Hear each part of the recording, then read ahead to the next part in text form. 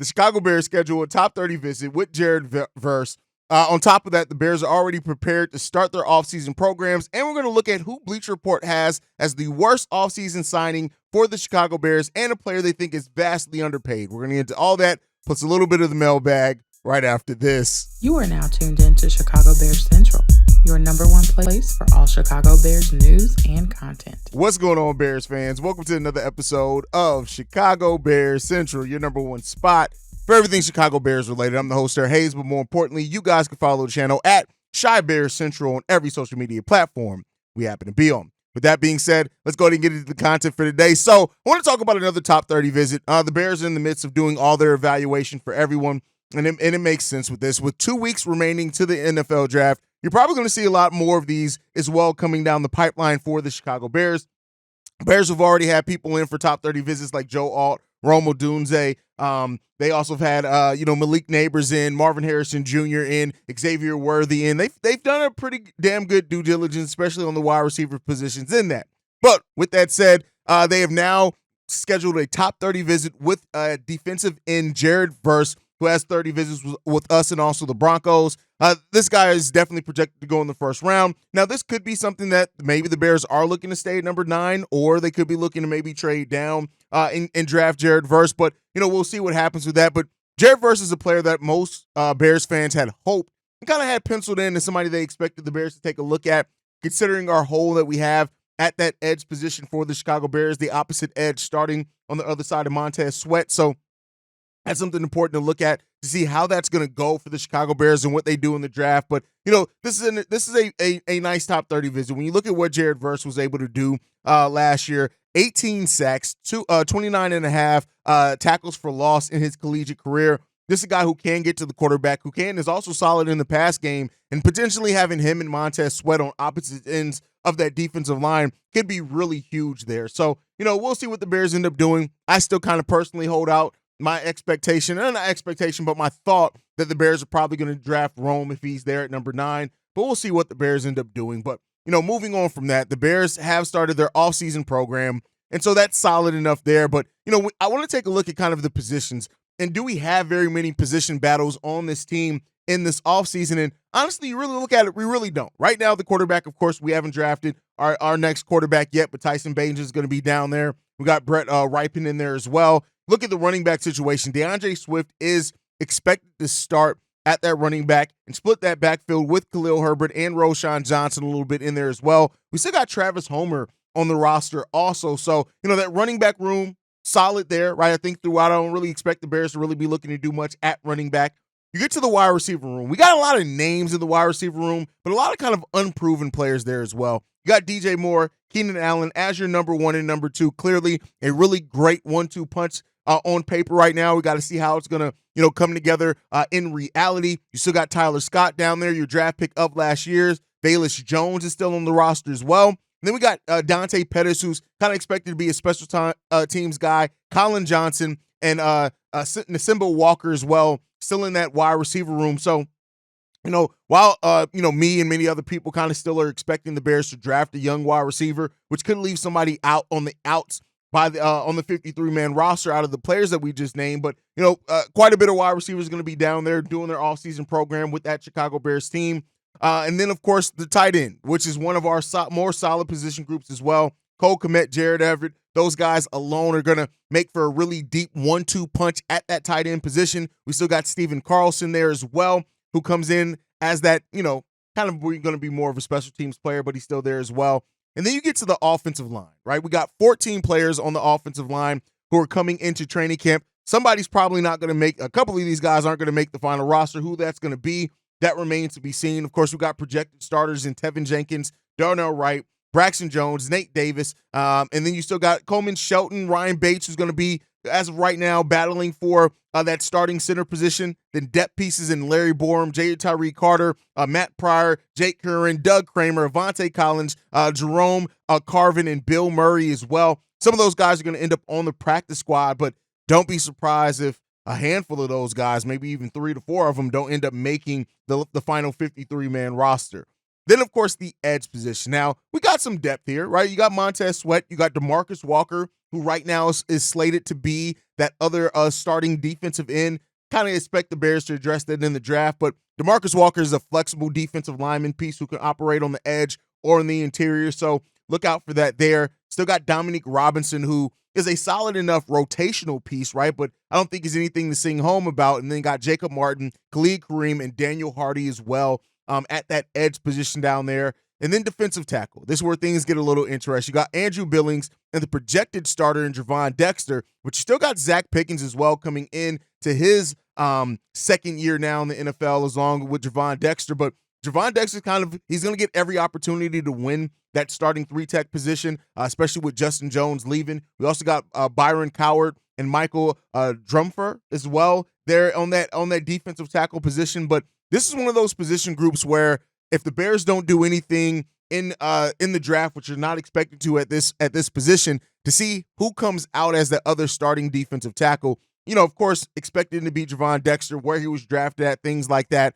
But don't give up on Zach Pickens, especially as a depth piece. But don't be surprised if he makes it a little bit interesting, at least in training camp. Still expect Javon Dexter to come out with that.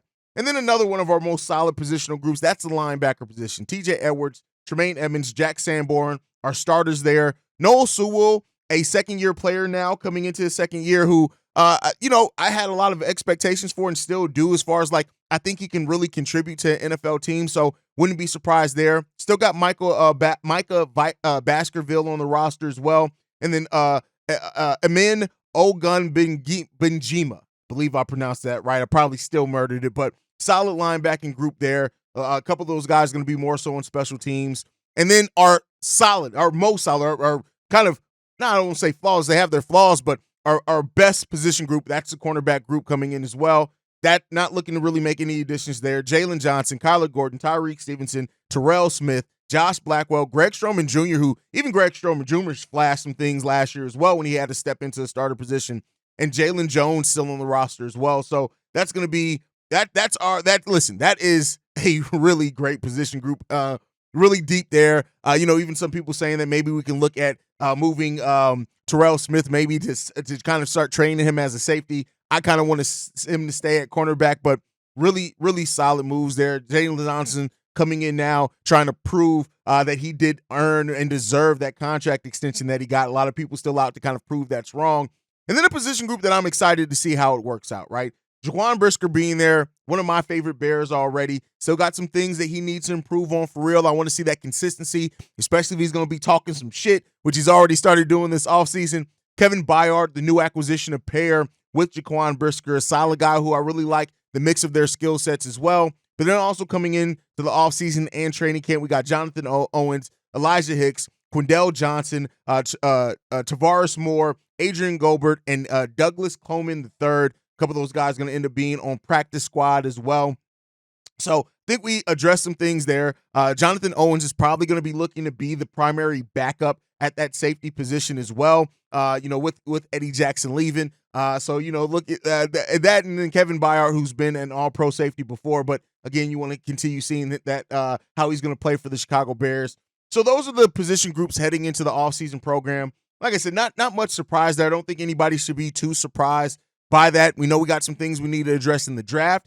Technically, the Bears could sign Caleb Williams to a contract right now. Now, that would not make him eligible to attend the offseason program as of right now, but with them having the number 1 overall pick, they can sign, if they don't plan on moving that pick, whoever they're going to draft as of now. So, we'll see if anything happens. I doubt that Ryan Poles is going to keep everything as close to the vest as humanly possible, and he's probably still kind of reviewing everything, not to say with the number 1 pick, but he's still listening to deals, things like that. So, as that goes on in this offseason, you're going to see a little bit more from him as well. So, but let's move on from that. So, in the offseason, it's always funny to watch Bleacher Report, right? And with that, because Bleacher Report, even though I do some work for Bleacher Report on their video side, I don't write articles on Bleacher Report, as you guys can tell by how I murder people's names. Probably not the best writer, right? But they had 2 articles in which they looked at worst offseason signings for every team, and then most underpaid players on every team. So I want to talk about who they had listed as the Bears there. They had as the worst offseason signing DeAndre Swift there, which I think a lot of people are excited about Swift. So I wanted to kind of use this one as a pull out. to talk about it, and that's because Swift passed over 1,000 yards for the first time in his career last season, right? But the Philadelphia offensive line is one of the reasons that they have here is that how much credit for DeAndre Swift's success does the offensive line of the Eagles, which is extremely it's great. It's way better. It's an offensive line that I wish we had that we don't have, right? But I think it's a fair question to ask. Now, still, I'm not saying that I don't think it's fair to say that it's the worst offseason signing for DeAndre Swift, but you can still take from that and say, hey, they do have a damn good offensive line down there. And because of that, how much of the credit do you give for that, especially consider that DeAndre Swift, up until that point with his time in Detroit, had never really even gotten close to 1,000 yards. Now, he did have a season of 8 touchdowns in his rookie year in Detroit. But last year with that Eagles team, 1,049 yards rushing. That's a 4.6 yards per carry average, 5 touchdowns on top of that. He also had 214 yards in the receiving game. We expect that Shane Waldron is going to definitely be trying to use him in that receiving game as well. But, to question how much of that impact came because he was playing behind one of the best offensive lines in the game of football is legitimate. And so that is something to look out for as you go forward and then look to see, can he still have that same production here for the Chicago Bears? Now, with that said, we know that Caleb Williams is expected to be the draft pick here by the Chicago Bears under center. So that's gonna kind of ease up some things as well for them. But with Khalil Herbert already being down here, Roschon Johnson as well, we'll see what that ends up shaking out to be. So Swift is a very good running back. I like what he brings a whole hell of a lot. And I think that he is going to either shock or disappoint a lot of Bears fans when it comes down to it. But I do think that he's going to come in here. I don't know. Like, Khalil Herbert had a solid enough season when he was healthy last year. Of course, that's part of the reason why that I believe DeAndre Swift's in here as well. And Roschon Johnson, while I've seen a lot of promise from Roschon, and what he's brought is not really that explosive back type thing. It's just he's a damn good back too. He's a back that can be used in a lot of different versatile scenarios as well. And the running back room is solid. I'm not expecting any change in that running back room, but I do think that it's fair to kind of worry about coming in with this offensive line that does not have the best reputation. Why did I lose the brain fart on that? With the Chicago Bears not having the best reputation for their offensive line, to see how that's going to continue to grow and how DeAndre Swift is going to maneuver with that said as well, and how creative overall Shane Waldron gets in the running game. I've talked about how the running game is still going to thrive under Shane Waldron. In Seattle, he's really rose the carries from each year as far as the balance between the run and the pass game, and I think he's going to come in here and really look to kind of build off of what the Bears have already had rushing-wise. But considering that Justin Fields was such a big part of the Bears rushing game as well, having now that three-headed monster kind of, or that depth at the running back position is going to be important. But let me know what you guys think about Bleacher Report listing DeAndre Swift as the worst offseason signing by the Chicago Bears. Do you agree with it? Do you disagree with it? Let me know what you guys think down below. But then as far as always with the negative, there's some praise as well. So looking at the positives, right? Underpaid player for the Chicago Bears. Bleacher Report listed TJ Edwards as that player when you look at it. 27 years old, what he signed for 3 years, $19.5 million. He had 155 tackles, 3 interceptions, 2.5 sacks in 2023. TJ Edwards was an absolute dog for the Chicago Bears last year. And that's something that in Chicago, we love those players that just get it done. And TJ Edwards was absolutely that. And really, when you look at kind of underpaid players, it'd be hard pressed for me to look at a one on the Chicago Bears roster that wasn't TJ Edwards, right? Like, don't get me wrong. We had some players that absolutely performed well. Tyreek Stevenson being one of that, but a rookie, right?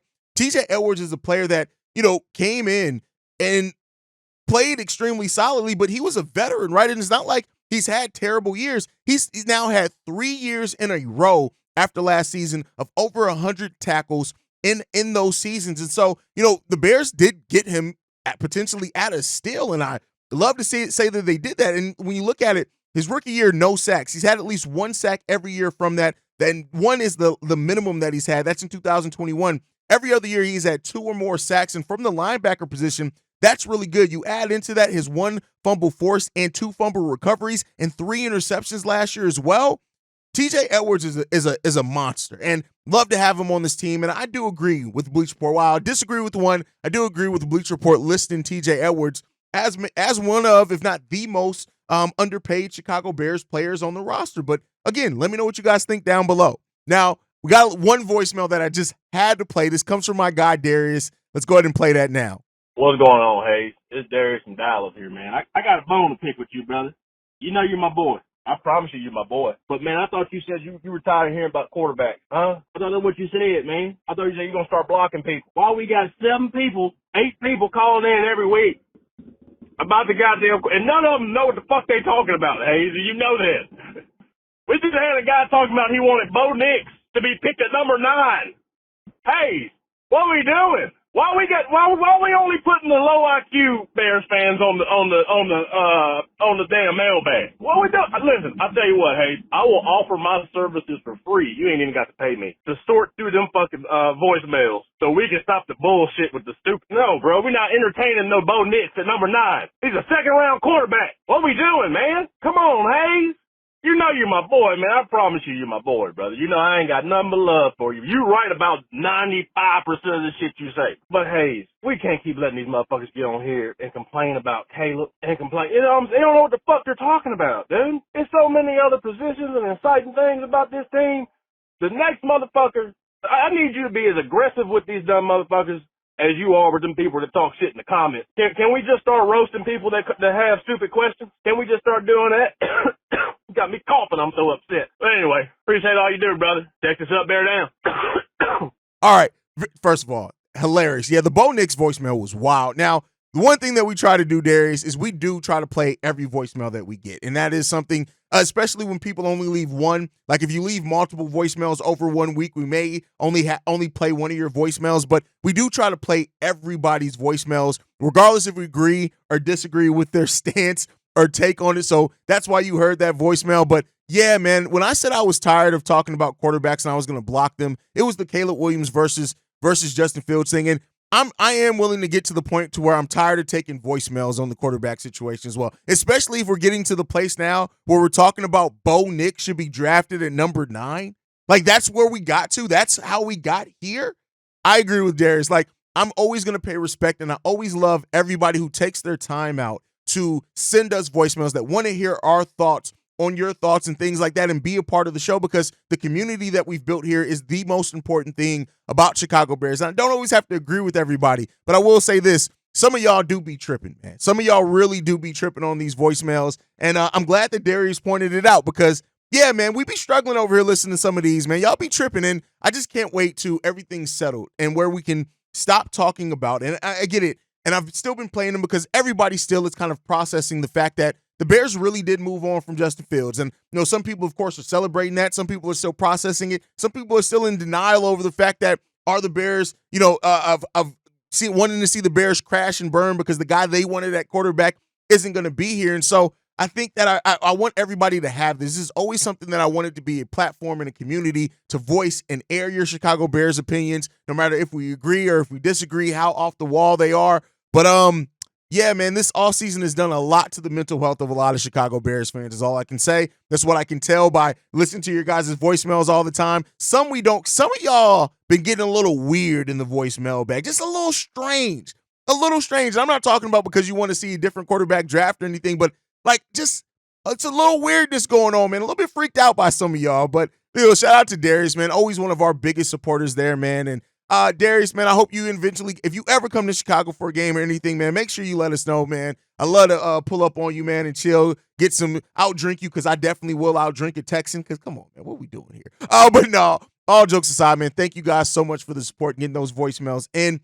We're 2 weeks away from the draft, basically, and so can't wait till that draft. We'll be live for the draft, both on days 1, 2, and 3. I think of the draft will be live for 3 days in a row. I believe that's what we got planned on the docket, so make sure you guys stay tuned in for that and everything, man. But as always, that is my time. Make sure you guys are following the channel at Shy Bears Central. You can send us any feedback, questions, comments, concerns, ChicagoBearsCentral@gmail.com. Lastly, if you want to leave a text message and our voicemail for the mailbag, the number to do so, 773-242-9336. We are the #1 spot for everything Chicago Bears related. And like I like to end every episode on, Chi-Town up, but bear down. Love you guys. Peace, y'all. This has been a presentation of the Break Media.